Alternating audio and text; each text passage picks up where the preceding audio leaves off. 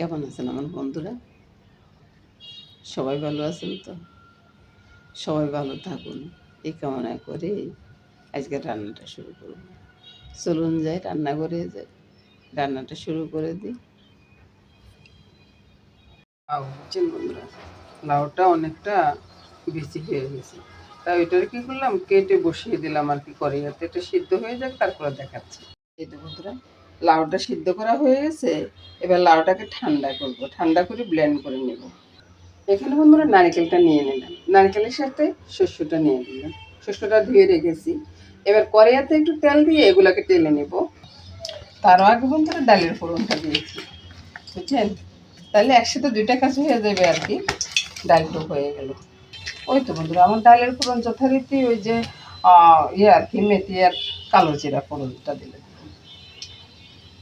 এখানে বন্ধু তেল বেশি প্রয়োজন না, এই যা সামান্য একটু কড়াইতে লেগে আছে ওইটা দিয়ে চলে যাচ্ছে আর কি। ওইটার ভিতরে শস্যটা ছেড়ে দিলাম, এটা একটু ভাজা ভাজা হয়ে যায়। তারপরে বন্ধুরা এই যে নারকেলটা তারপরে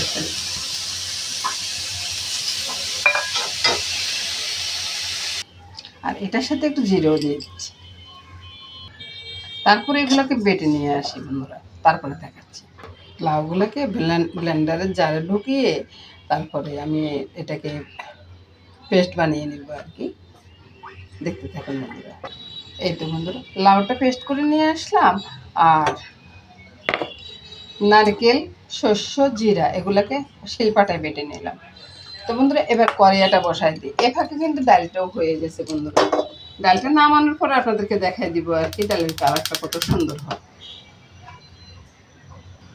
কড়াইতে তেলটা দিয়ে দিলাম বন্ধুরা, তেলটা গরম হয়ে গেলে গোটা লঙ্কা দিয়ে দিচ্ছি বন্ধুরা।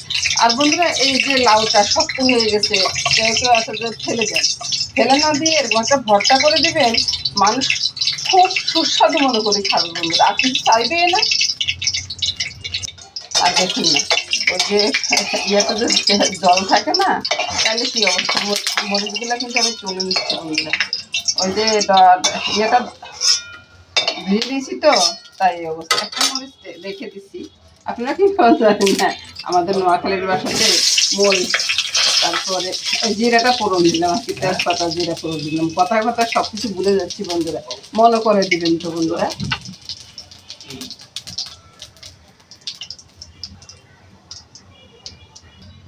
জিরাগুলো ভাজা হয়ে গেছে, এটা যে কি একটা গ্রান বাইরে না বন্ধুরা, আপনারা যদি দেন তাহলে বুঝবেন আর কি। লাউটা দিয়ে দিবেন, সবগুলো একসাথে দিলে না ইয়েটা তাহলে ছটকাটা করতে পারে, ওই জন্য এইভাবে দিচ্ছি আর কি। ওই বাটা মশলাটা কিন্তু আমি পরে দিব, এটার কারণটা আমি বলে দিব কেন দিচ্ছি। বাটা মশলাটা কিন্তু আপনারা আগে দিবেন। এখানে দিয়ে দিব স্বাদ মতো নুনটা, চিনিটা আমি একটু বাড়াই দিচ্ছি বন্ধুরা। আপনারা যদি চান তো কমাই দিবেন, না দিতে চাইলে নাই দিবেন, আমি একটু বাড়িয়ে দিচ্ছি। এই রান্নাতে আমরা একটু মিষ্টি মিষ্টি খাই আর কি। এখানে কোনো লঙ্কা দিব না, ওই যে গোটা লঙ্কাটা ভেজে নিলাম না, ওই গোটা লঙ্কাটা কামড় দিব আর এটার সাথে মাখবো আর কি। মেখেও খাইতে পারি গোটা লঙ্কাটা, আবার কামড় দিয়েও খাইতে পারি। এভাবে এটাকে আগে করে নিই। এই পর্যায়ে এসে বন্ধুরা আমার জন্য একটু তুলে নিচ্ছি বন্ধুরা। আর ওই যে কাঁচা শস্য নারকেলটার কথা বললাম না, ওইটা আমরা কাঁচাই বাটি, কাঁচা বাটি তেলের ভিতরে শস্য নারকেল দিয়ে তারপরে যে আমরা লাউটা ছেড়ে দিই, শস্য নারকেল ভাজা ভাজা হয়ে।